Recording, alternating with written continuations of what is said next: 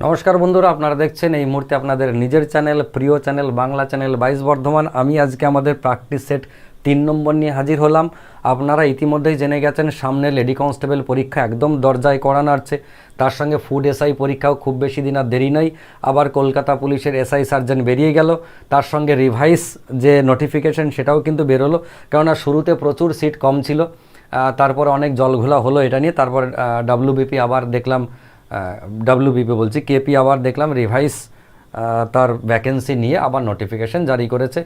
আমার কথাটা সেটা না, আমার কথা হচ্ছে একেবারে সিট বন্ধ থাকার থেকে, মানে 5 বছর 7 বছর 10 বছর বেরোবে না, এইটা না হওয়ার থেকে প্রত্যেক বছর বেরোক। হ্যাঁ, পরিমাণে কম থাক, যদি বেশি দিতে পারলে তো ডেফিনেটলি ভালো, কিন্তু পরিমাণে যদি কমও থাকে অ্যাটলিস্ট আমাদের সবার মধ্যে একটা আশা থাকবে যে প্রত্যেক বছরে টাইমে টাইমে সিট বেরোচ্ছে। হ্যাঁ, ভ্যাকেন্সি কম, আমাকে ফাইট করতে হচ্ছে বেশি, ঠিক আছে, তা না হয় করবো।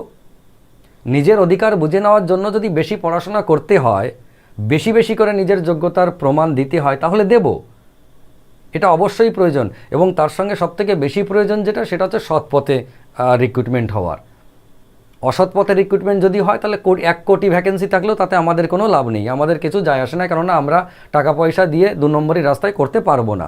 তাহলে আমরা যারা নিজের যোগ্যতায় পরীক্ষা দেব এবং নিজের যোগ্যতায় পাশ করতে চাই, কেননা আমাদের দেওয়ার সামর্থ্যও নেই, এটাও তো একটা বিষয়। আমাদের সিট কম হোক তাতে অসুবিধে নেই, কিন্তু প্রত্যেক বছর বেরোক, যাতে করে আমরা আমাদের নিজের সেরাটা দিয়ে প্রস্তুতি নিতে পারি।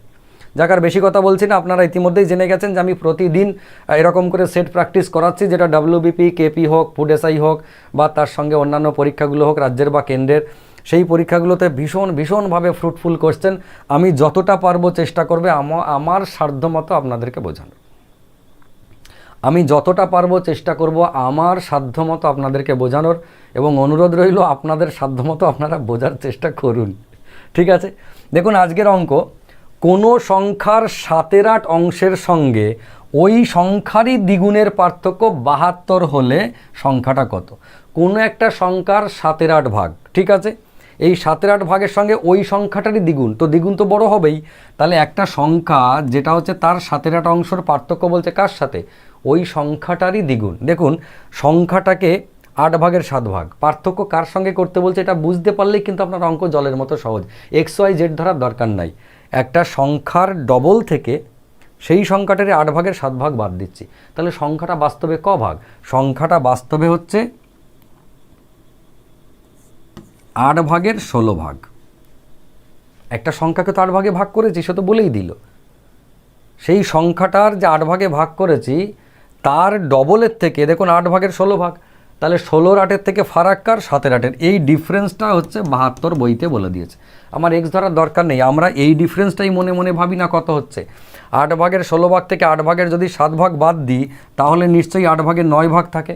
এই 8 ভাগের 9 ভাগটাই হচ্ছে 72। তাহলে 9 ভাগ যদি 72 হয়, একটা ভাগ সমান কত? একটা ভাগ সমান কত? 8। তাহলে টোটাল ভাগ কটা ছিল? 8টা। তাহলে 8-8 64 হচ্ছে সংখ্যাটা। দেখুন, সিম্পল অঙ্ক, এমন কোনো চাপের কিছু নেই। যদি আপনি এই লজিকটা বুঝে যেতে পারেন তাহলে আপনার জন্য একেবারে জলবৎ তরল অঙ্ক, যে একটা সংখ্যার 7/8 অংশ সেই সংখ্যাটারই দ্বিগুণের থেকে পার্থক্য করছি 72 হচ্ছে।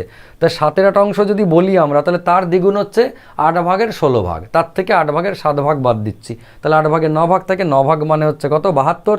তাহলে 1 ভাগ মানে 8, টোটাল সংখ্যাটা হচ্ছে 8 ভাগ মানে 64 হয়ে গেল সিম্পল ওয়েতে।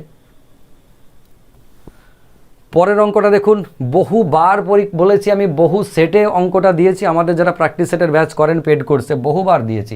কথাটা সেটা নয়, কথাটা হচ্ছে এই অঙ্কটা যদি ফর্মুলা ধরে করতে যান তাহলে অ্যাটলিস্ট 20-25 সেকেন্ড সময় তো লাগবেই, 20-25 সেকেন্ড লাগবেই। কিন্তু এই যে x+1/x এর একটা মান দেওয়া থাকবে, সে 2 থাকুক 4 থাকুক বিষয় নয়, আর কিউব জানতে চাইবে। এই কিউব মানে হচ্ছে, দেখুন, যদি আমি a আর b ভাবি, মানে x-কে a ভাবলাম, 1/x-কে b ভাবলাম, তাহলে বাস্তবে a³ + b³ এর ফর্মুলায় পুট করতে হবে। ফর্মুলাটা মাথার মধ্যে নিয়ে রেখে কি করতে হবে আমরা শিখেছি। এটার উত্তর হচ্ছে x+1/x দেওয়া থাকবে, এবং যদি কিউব চায় তাহলে এই যে মানটা দেওয়া রইল সেই 2 এর কিউব -3 ইন্টু ওই মানটা, ব্যাস উত্তর হয়ে গেল। 2 এর কিউব মানে 8, মাইনাস হচ্ছে 6, উত্তর হচ্ছে 2। ফাইনাল উত্তর কত? ফাইনাল উত্তর 2। এবার যদি বলেন কেন বলতে আপনাকে এই ফর্মুলাটাকে মাথায় রেখে শর্টটাকে ভাবতে হবে। কারণ হচ্ছে এই যে a³ + b³ এর ফর্মুলা কি? a³ + b³ এর ফর্মুলা হচ্ছে a + b ভাবলাম আমরা তার হোল কিউব -3 ইন্টু এ ইন্টু বি ইন্টু এ প্লাস বি, এই যে মানটা বা ফর্মুলাটা, এই ফর্মুলাটায় আমরা মানটা পুট করব। এ প্লাস বি তার কিউব মানে 2 কিউব করেছি, -3ab মানে এ বি কেটে গেল, থাকলো কত 3, ইন্টু এই যে এ প্লাস বি তার মান কত 2, এই যে লিখেছি। তার মানে আমরা কি দেখলাম, এ কিউ -3ab ইন্টু এ প্লাস বি আমরা রেখেছি। মাথায় শুধু রাখতে হবে যে এই ফর্মুলাটাকে শর্ট করে এই আকার নিয়ে আসা। এই অঙ্কটাতে মান দেওয়া থাকবে এ প্লাস বি তার, জানতে চাইবে এখানে স্কোয়ার দিয়ে কিউব দিয়ে to the power 4 to the power 5 to the power 6। আমি ইউটিউব ভিডিওতে দেখবেন মোটামুটি 2-3 মাস আগে, 2-3 মাস না তার থেকে একটু বেশি আগেই হবে, এই যে এখানে স্কোয়ার দিয়ে কিউব দিয়ে to the power 4 to the power 5 to the power 6 সব কটা ভিডিওর ট্রিক্স আমি দেখিয়েছি যে ওই ফর্মুলাটাকে ছোট্ট করে নিয়ে আসা। যদি আপনি দেখতে চান তাহলে একটুখানি খুঁজে দেখবেন। চলে আসি আমরা পরের অঙ্কতে। এই অঙ্কটা নিয়ে আমি একটা শর্ট ভিডিও করেছিলাম, আমি একটু ক্লারিফিকেশন করে দিই এটা। সেটা হচ্ছে, কারণ অনেকে বুঝতে পারেনি, কমেন্ট করেছেন 20% হারে চিনির মূল্য হ্রাস করলে একজন ক্রেতা 100 টাকায় 2 কেজি চিনি বেশি ক্রয় করতে পারে, তাহলে প্রতি কেজি চিনির এই আসল ক্রয় মূল্য, এই জায়গায় একটা কোশ্চেন থাকে, বর্তমান ক্রয় মূল্য কত, দুটোই আমি আপনাদেরকে দেখাবো। দুটোই কিন্তু পরীক্ষায় থাকে। প্রথম কাজ আমাদের যেটা হবে যে কত টাকা নিয়ে আমাদেরকে বলেছে এই ক্যালকুলেশন করতে, ঠিক আছে। সোজা কথা হচ্ছে 100 টাকা নিয়ে গিয়ে আগে আমি যত কেজি চিনি পেতাম সেটা আমি জানি না, জানার দরকারও নাই। এখন দাম কমেছে কত, দাম কমেছে 20%, তাহলে 100 টাকার 20% মানে 20 টাকাই কমে যাবে, দিয়ে এখন 80 টাকা হয়ে গেছে সেই চিনির দাম যেটা আগে আমি 100 টাকায় কিনতাম। এবার সেইটা আমি এখন 80 টাকায় পাবো, বোঝা গেল। 100 টাকায় আগে যা কিনতাম সেটা এখন আমি 80 টাকাতে পাবো। ক কেজি আমি জানি না, আমার জানার দরকারও নাই। আমার যেটা জানার দরকার সেটা হচ্ছে যে টাকাটা এখন আমার কম লাগছে, মানে 20 টাকা, 100 টাকার 20% মানে 20 টাকা, সেই 20 টাকাতে আমি এখন 2 কেজি চিনি বেশি পাচ্ছি। এই যে 20 টাকাতে 2 কেজি চিনি বেশি পাচ্ছি, তার মানে 20 টাকায় 2 কেজি পাওয়া যায়। তার মানে এক কেজির দাম কত, এক কেজির দাম 10 টাকা। হয়ে গেল আমার অঙ্ক। চিনির বর্তমান ক্রয় মূল্য এখন মানে ওই দাম কমার পরে বর্তমান ক্রয় মূল্য যদি জানতে চাইতো সিম্পল উত্তর করতাম 10 টাকা প্রতি কেজি। কিন্তু আমার জানতে চেয়েছে আসল ক্রয় মূল্য কত, এখানে আপনাকে একটু বাড়তি খাটতে হবে। কীরকমভাবে, এই যে 10 টাকা কেজি আমরা পেলাম, এটা বাস্তবে কীরকম দাম, 20% দাম কমার পরে এটা। তো 20% দাম কমার আগে কত ছিল দেখুন, এ যদি 20% দাম কমার পরে হয় তাহলে এ তো 80% দামের সঙ্গে সমান। তার জন্য কি করব, একে 80 দিয়ে ভাগ করব, 1% মান পেলাম। এবার 100 দিয়ে গুণ করে দিলাম, ব্যাস আগের দামটা পেয়ে গেলাম, 100% দাম পেয়ে গেলাম। কাটাকাটি করলে এইটা কাটলাম, এইটা কেটে গেল। 8 100কে যদি করি তাহলে হচ্ছে 12.5। 100কে 8 ভাগে ভাগ করলে ফ্র্যাকশনাল ভ্যালু আমরা শিখেছি 12.5 করে পড়ে। উত্তর কত, তাহলে উত্তর হচ্ছে 12.5 টাকা। ক্লিয়ার হয়েছে? এইবার 4 নম্বরটা খুব মজাদার অঙ্ক, খুব মজাদার অঙ্ক, কিন্তু প্রচণ্ড পরিমাণে ভুল হয়। আজকের পর থেকে আশা করি আপনাদেরকে আর এই ভুলটা করতে দেবো না, তবে আমার সঙ্গে মন দিয়ে শুনতে হবে এবং থাকতে হবে। 90 মিটার লম্বা এবং 50 মিটার চওড়া একটি আয়তকার জমি, মনে করুন এইটা 90 মিটার লম্বা, এটা 50 মিটার চওড়া একটা আয়তকার জমি। টেরা যদি হয় কিছু মনে করবেন না, নিজেরা একটু সোজাভাবে দেখে নেবেন, হ্যাঁ টেরাই হয়েছে। তাহলে এটা হচ্ছে 90 মিটার, এটা হচ্ছে 50 মিটার। এই আয়তকার জমিটা কি করতে হবে, তার দিয়ে ঘিরতে হবে। তাহলে কতগুলো পোল লাগবে যদি দুটি পোলের মধ্যে 5 মিটার দূরত্ব, এটা ভাইটাল জিনিস, 5 মিটার দূরত্ব, দুটো পোলের মাঝে 5 মিটার, মানে 5 মিটার অন্তর অন্তর আমি পোল বসাবো। তাহলে পুরো জমিটা ঘিরতে কতটা পোল লাগবে। দেখুন খুব কেয়ারফুলি ভাবুন, যদি আমার ঘেরা জায়গাটা স্ট্রেট হয়, সোজা হয়, তাহলে একরকম উত্তর, মানে সোজা রাস্তায় পোল বসাচ্ছি, রাস্তার এক সাইডে একরকম উত্তর।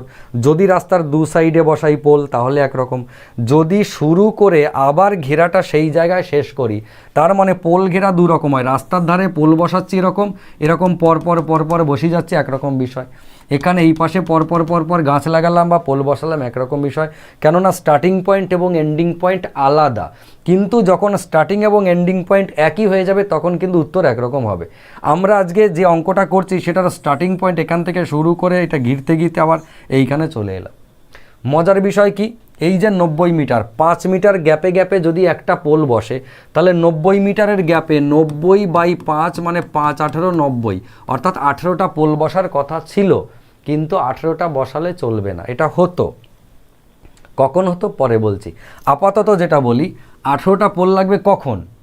এই যে 90 মিটার রাস্তা, ভালো করে বুঝবেন, প্র্যাকটিক্যালি বুঝবেন, নিজের বাড়িতে জমি ঘিরচি মনে করে বসাবেন। এই যে প্রথম এখান থেকে শুরু করলাম, 5 মিটার পরে এইখানে একটা পোল বসাবো। আপনি বলুন তো 5 মিটার ডিস্টেন্সে একটা পোল বসে না, আপনাকে দুটো বসাতে হবে। কেন? কারণ শুরুতে একটা পোল না বসালে আপনি বাঁধবেন কার সাথে তারটা? এই প্র্যাকটিক্যাল জ্ঞানটা আপনার থাকা প্রয়োজন আছে, যে শুরুতে আমার রাস্তাটা শুরুই হয়নি, তবু আমার একটা পোল লেগে গেল, কারণ ওটা থেকেই আমি দড়িটা বাঁধবো বা তারটা বাঁধবো, তারপর সামনের দিকে এগোবো। এই যে 5 মিটারের গ্যাপে আরেকটা পোল বসালাম, তাহলে একটা 5 মিটারের গ্যাপে দুটি পোল বসলো। যখন আরেকটা 5 মিটারের গ্যাপ দেবো এইখানটায়, তখন কী হবে? দুটো 5 মিটারের গ্যাপ, 3টে পোল। 4টে 5 মিটারের গ্যাপ, 3টে পোল। 5টা 5 মিটারের গ্যাপ, 4টে পোল। তার মানে যতগুলো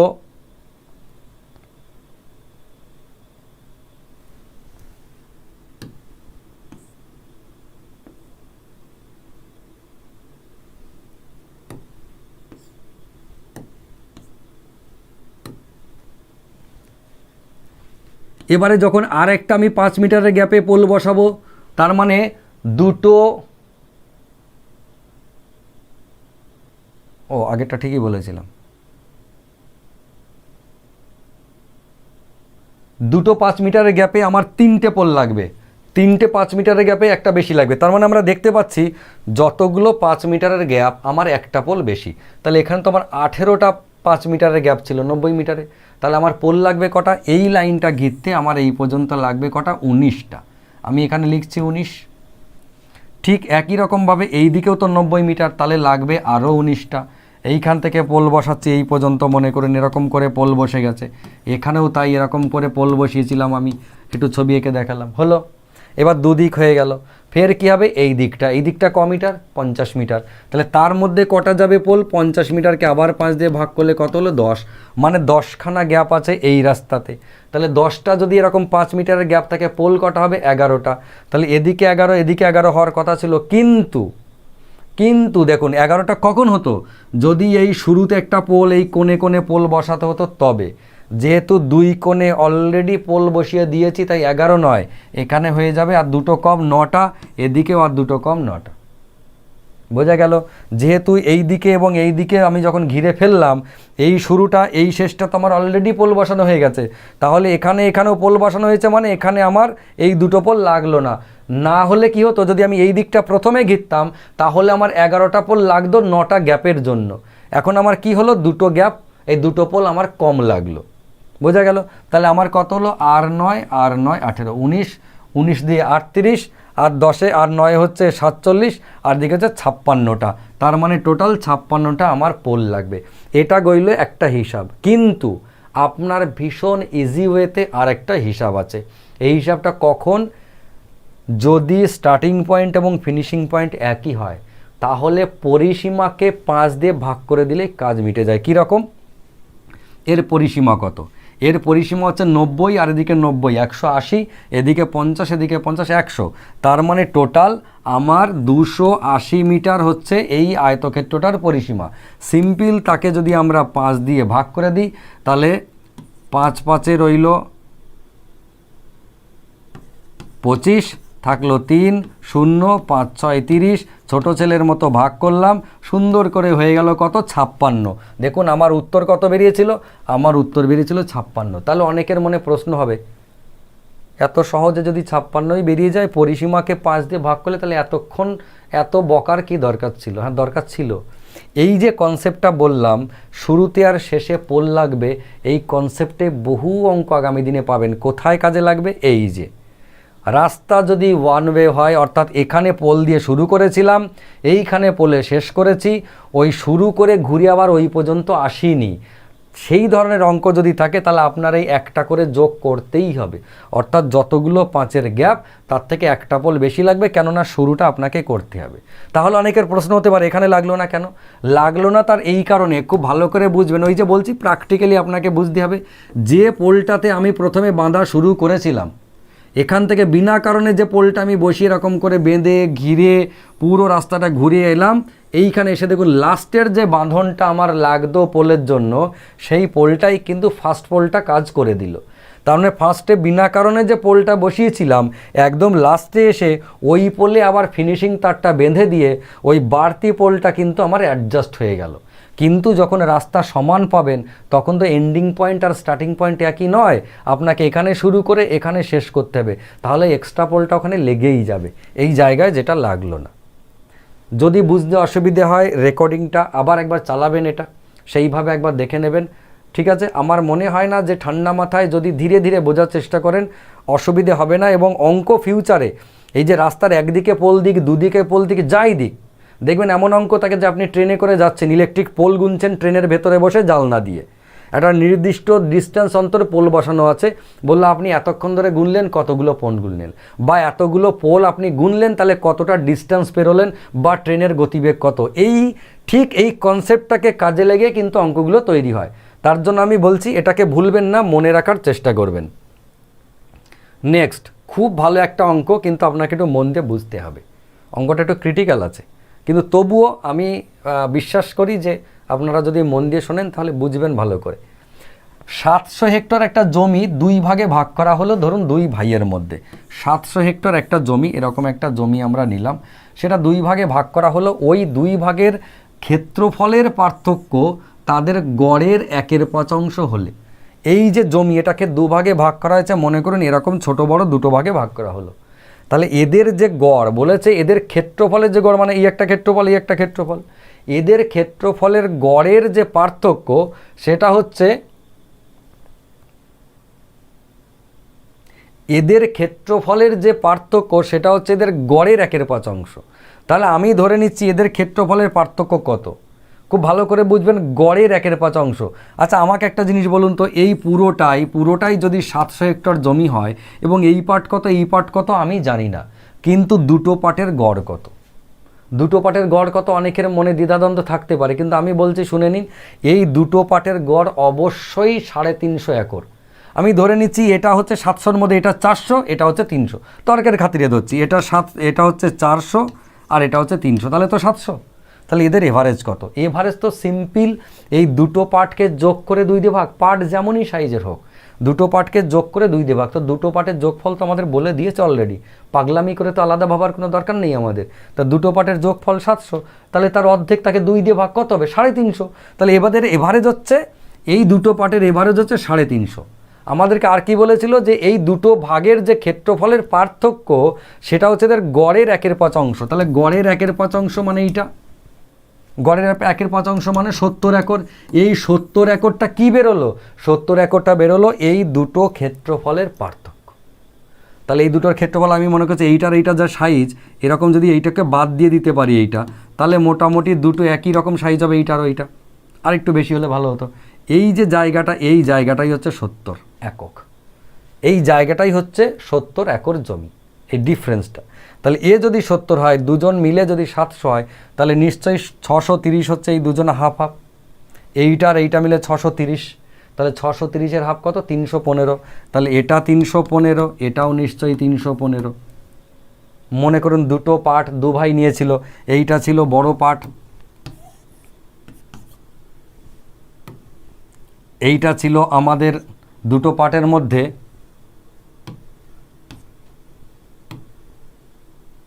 এইটা ছিল আমাদের বড় পার্ট। তাহলে বড় পার্টটা কত? 315 আর 70, 385 হলো বড় পার্ট, এবং এই দিকটা হয়ে গেল 315। 315 আর 385, দেখুন 700 হেক্টর জমি। আমাদের জানতে কী চেয়েছিল? ছোট্ট ভাগটির ক্ষেত্রফল কত? 315 হেক্টর।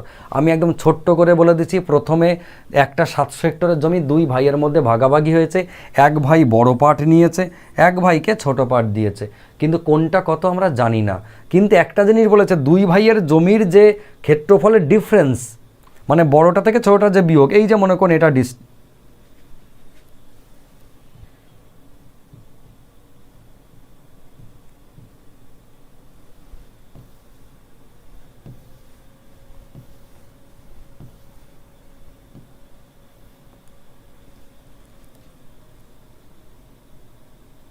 এই যে মনে করুন এইটা যে ডিফারেন্স, এই ডিফারেন্সটা কতটা, সেটা হচ্ছে দুটো পার্টের এভারেজের 1/5। তো দুটো পার্টের এভারেজ মানে 700-র হাফ, 350 একর। 350 একরের 1/5 হচ্ছে 70 একর। এই 70 একর হচ্ছে এই দুটো ক্ষেত্রফলের পার্থক্য, মানে ছোট ভাই আর বড় ভাই যেটা পেয়েছে তার পার্থক্য, মানে বড় ভাই এক্সট্রা নিয়েছে 70 একর। তাহলে 70 একর 700 থেকে বাদ দিলে থাকে কত? 630। এই 630 মানে এই দুটো পার্ট হলো, এই 630 এই দুটো পার্ট মিলে তাহলে 315 করে হলো। এই পার্টটা বড় ভাইয়ের সঙ্গে ঢুকে গেল, তাহলে বড় ভাইয়ের পার্ট হচ্ছে 385 এবং ছোট ভাইয়ের পার্ট কত? 315তেই থেকে গেল।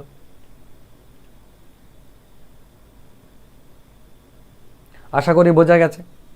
যদি বোঝা যায় তাহলে আমরা পরেরটাই চলে যাই। সুন্দর অঙ্ক, ছোট ছেলের অঙ্ক, নিউ কামারদের জন্য নতুন মনে হবে, পুরনোদের জন্য এটা একদম যাটা জলের মতো অঙ্ক মনে হবে। একটা আয়তকার মাঠের দৈর্ঘ্য এবং প্রস্থ যথাক্রমে 10% এবং 20% বাড়ানো হলো। একটা আয়তকার মাঠ, এদের দৈর্ঘ্য আগে এরকম ছিল, দিয়ে পরে কি করা হয়েছে? পরে একজনের 10%, একজনের 20% বাড়ানো হয়েছে। মনে করুন এটা 10% বাড়ানো হয়েছে আর এই দিকটার প্রস্থটাকে 20% বাড়ানো হয়েছে, দিয়ে এখন নতুন ক্ষেত্রফল এইরকম হয়ে গেছে। আমার এইটা বিষয় নয়, আমি অঙ্কটাকে নিজের স্টাইলে ট্রান্সফার করে নেব। ধরে নেব যে প্রথমে আয়তক্ষেত্র হোক, কোনো অসুবিধা নেই, ধরে নেব আয়তক্ষেত্র দৈর্ঘ্যও 10 ছিল, প্রস্থও 10 ছিল। অনেকের মনে প্রশ্ন হতে পারে আয়তক্ষেত্র দৈর্ঘ্যও 10, প্রস্থও 10, এ তো বর্গক্ষেত্র। না, এটা আপনি ভাবনার মধ্যে রাখুন, কিন্তু অঙ্ক লজিক্যালি ফিট করতে গেলে 10 ধরলে আমার ভীষণ সুবিধা। কেন? কারণ 10 যদি ধরি তাহলে ক্ষেত্রফল দৈর্ঘ্য ইন্টু প্রস্থ মানে 100। এবার নতুন যে আয়তক্ষেত্র তৈরি হলো ওই আয়তক্ষেত্রের দৈর্ঘ্য আর প্রস্থ বাড়ানোর জন্য, তাহলে পরিবর্তনটা পার্সেন্টেজে খুব ইজিলি আমরা জানতে পারব। পরিবর্তন কীরকম? 10-এর 10% বেড়েছে মানে 1 বেড়েছে দৈর্ঘ্য, প্রস্থ 10-এর 20% বেড়েছে মানে 2 বেড়েছে। তাহলে এখন নতুন দৈর্ঘ্য আর প্রস্থ কত? নতুন দৈর্ঘ্য হচ্ছে 11 আর প্রস্থ হচ্ছে 12। তাহলে নতুন ক্ষেত্রফল 11 ইন্টু 12 মানে 132। 11 ইন্টু 12 মানে 132।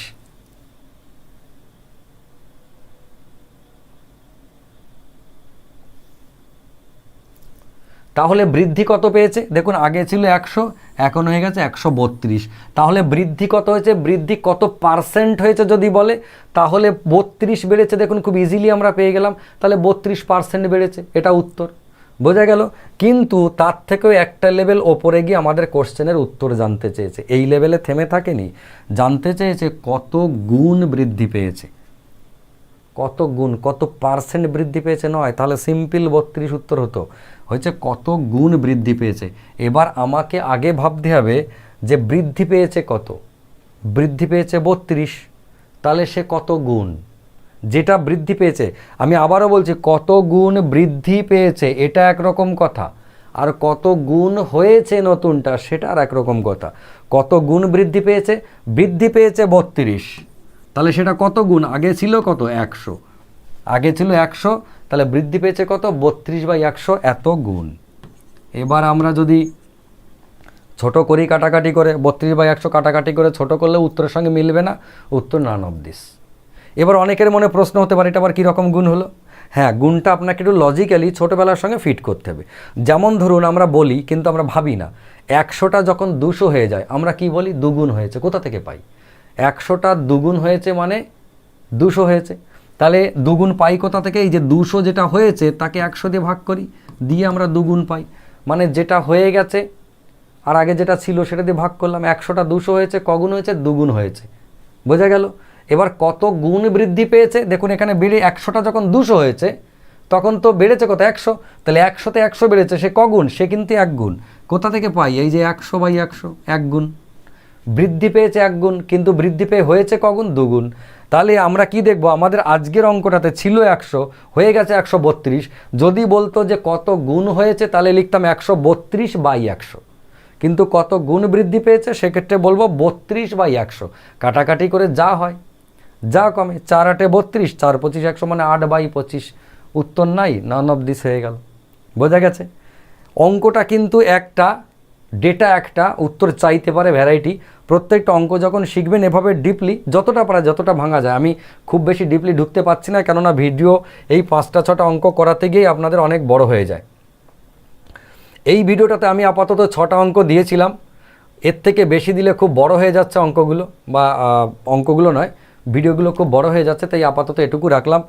কেমন লাগলো আপনাদের জানাবেন। তার সঙ্গে পরীক্ষার ফ্রুটফুল তো অবশ্যই হবে। 10 তারিখে লেডি কনস্টেবল পরীক্ষা, তার মধ্যে যতগুলো পার্ট পারি করিয়ে দিচ্ছি। আগামীকালও আর একটা পার্ট আসবে, আপনারা দেখবেন। যতটা পারা যায় আমি করানোর চেষ্টা করছি।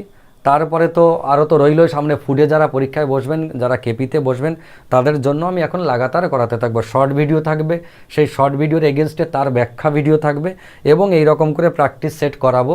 এই কলকাতা পুলিশ পরীক্ষা, 3টে পরীক্ষা যেহেতু সামনে আছে, এই 3টে হয়ে যাওয়ার পরেই আপনাদেরকে পুরো চ্যাপ্টার ওয়াইজ সিলেবাস, যে কোনো পরীক্ষার সিলেবাস অনুযায়ী যেমন চ্যাপ্টার ওয়াইজ হয় তেমন চ্যাপ্টার ওয়াইজ ভিডিও আমি করাবো। এবং যখন পরীক্ষা আসবে সামনে, তখন আমি এরকমভাবে প্র্যাকটিস সেট করিয়ে যাব, যাতে করে আপনাদের কিছুটা হলেও সমস্যাটা মেটে। এর বাইরেও যদি মনে হয় যে আপনাদের আমাদের পেড কোনো কোর্সে আসার ইচ্ছা আছে, আরও অনেক বেশি ডিটেলসে ধারাবাহিকভাবে রুটিন মাফিক পড়াশোনা করার ইচ্ছা আছে, এবং অন্যান্য সমস্ত সাবজেক্ট একসঙ্গে পড়ার ইচ্ছা আছে, তাহলে আমাদের ইনস্টিটিউটে আপনারা আসতে পারেন। আমাদের অনলাইন এবং অফলাইন বোথ মোডেই ক্লাস হয়। অফলাইন ক্লাস আমি লাগাতার 12 বছর ধরে পড়াচ্ছি, এটা 12 বছরে পড়লো আমাদের ইনস্টিটিউট। আর অনলাইন তো আপনারা জানেন, লকডাউন না আসলে হতোই না, 2020 সাল থেকে অনলাইন পড়াচ্ছি। মোটামুটি ভালোই আছি, আপনারাও ভালো আছেন জানি। যদি মনে হয় আপনি বাড়িতে পড়াশোনা করবেন, বাড়িতেই করুন। ইউটিউবে প্রচুর ভিডিও পাবেন বিভিন্ন মানুষের, অবাঙালিদের সাথে সাথে এখন আমাদের বাঙালি অনেক ইউটিউবার ভালো ভালো ক্লাস নিচ্ছে দেখছি। আর যদি মনে হয় যে আপনাদের লোকাল এরিয়ায় কোথাও পড়াশোনা করবেন, কোচিং নেবেন, আপনার ধারে কাছে যেখানে যেতে আসতে সময় নষ্ট কম হবে, কিন্তু খেয়াল রাখবেন যে যে জিনিসটা নিতে আপনি যাচ্ছেন সেটা যেন ঠিকঠাক পান। ওই জায়গা দূরত্ব কম দেখতে গিয়ে, পয়সা কম দেখতে গিয়ে যেন নিজের ফিউচার নষ্ট করবেন না। যদি একটু দূরে আপনার ভালো জিনিস পান, চলে যান দূরে। আমার কাছে আসতে হবে এমনটা আমি বলছি না, আপনি যে কোনো জায়গায় যান, কিন্তু যেখানে যাবেন একটু যেন আপনি সেখান থেকে কিছু পেতে পারেন, এমন একটা জায়গা ভেবেই তবেই যাবেন। ঠিক আছে, আপাতত ফিরছি নতুন ভিডিও নিয়ে। সবাই ততক্ষণ ভালো থাকুন, সুস্থ থাকুন, সুন্দর থাকুন, এবং দেখতে থাকুন আপনাদের নিজের চ্যানেল, প্রিয় চ্যানেল, বাংলা চ্যানেল 22 বর্ধমান। নমস্কার।